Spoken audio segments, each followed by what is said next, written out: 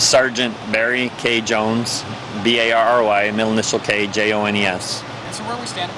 We're standing on the eastbound 210 transition road as it curves onto the 210 eastbound, where it separates again at the 134 to go westbound. What time did you guys get the call tonight?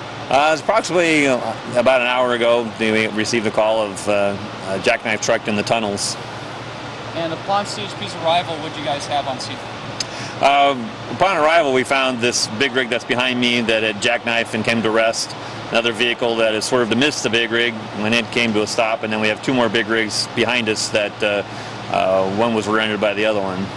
How many big rigs total? So we have a total of three. There's actually three separate accidents, but involving three big rigs. You mentioned also that there was a sedan involved?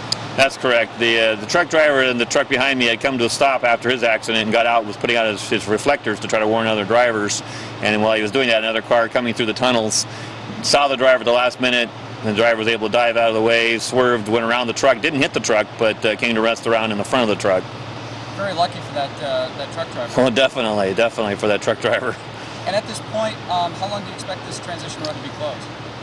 We're probably looking at least a good, solid 2 hours, 3 hours, hopefully less, but that's the time estimate for now. Was anyone taken to the hospital in this? This looks like a pretty serious crash. Not in the first accident, but in the big rig trucks crashed behind us. The two driver and passenger of the second truck that hit the other big rig, the driver and passenger were transported for observation. They just had minor injuries. That's what I was going to ask. That's pretty much it. Is this like a record number of crashes for you guys? I mean, we've had like what, maybe 5, 6 big rigs in the last month, maybe month and a half. Is this a record for you guys? Well, it's hard to say because with the wet weather, the vehicles traveling to the transition road, we have trucks that continually drive through here that don't crash. So unfortunately, speed is always a factor in the ones that do crash. Now, is this a truck route? Is this like a major thoroughfare for trucks traveling past downtown?